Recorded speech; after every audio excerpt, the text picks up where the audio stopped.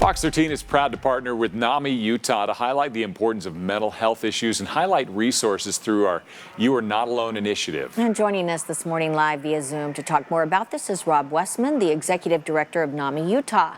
Rob, thanks for being with us. Thanks for having me. I appreciate it. All right, let's talk about what constitutes a mental health condition.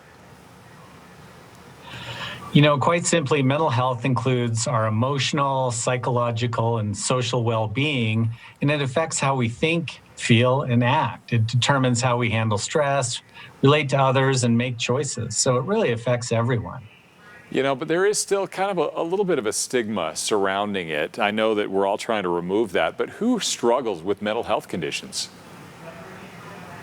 You know, across the country, about 1 in 5 individuals has a diagnosed mental health condition. And if you think about it, that affects all of us because we all have 5 friends or family members.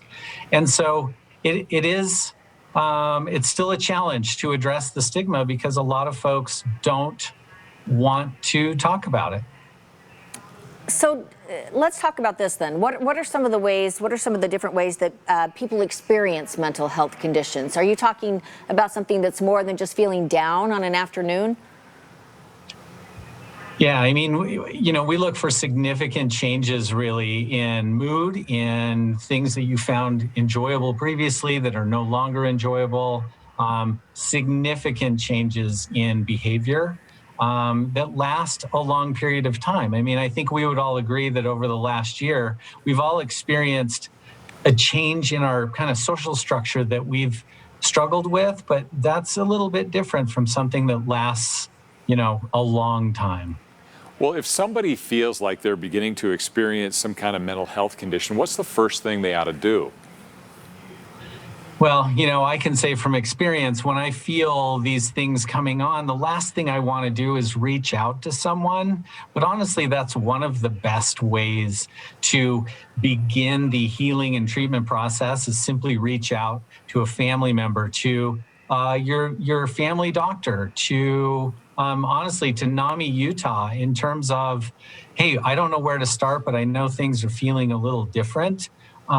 Just to begin that conversation and begin the treatment process. A lot of people's friends may not know exactly what to do when somebody does reach out to them. So if somebody is reaching out to you for a little bit of help, what do they do?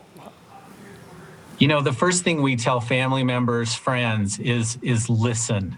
That's the most powerful thing that we can do. We're not expected to cure the person's condition. Telling someone to cheer up doesn't really help with a mental health condition, but having someone that will listen to me and really kind of hear what I'm saying, that's a great way to open that door. Okay, let's talk about the flip side then. Let's say this person isn't reaching out, but you as a family member or a friend, you notice something's going on with this other person. How do you handle it? In much the same way, ask them how they're doing and then be quiet and let the person talk.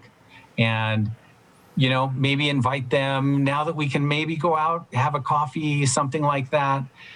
Make sure we stay connected because, again, that's something that we struggled with over the last year is we had to be very deliberate about staying connected, reconnect with folks, make sure they know you're there. Point them to some easy resources, websites, namiut.org, nami.org. They can learn about things and begin that. We don't want to fix, but we want to help. Okay, and we're looking at some of these mental health facts right here, and it shows that half of mental health conditions actually start pretty young, by age 14, and 75% by the age of 24. And you already talked about how many Utahns are experiencing this, but that is very young. What kind of resources are available across the board? We've seen a big increase in mental health resources available for folks in schools. The state legislature has kind of made it a priority to make sure that people are supported in schools. And with over the last year, we've seen a lot of increase in telehealth, which really makes it easier for many people to access resources.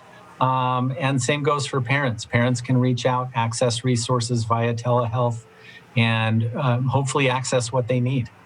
Yes, getting help is so important. All right, Rob Westman with NAMI Utah. Thanks for talking with us. Appreciate it. Good info. Thank you. Thank you.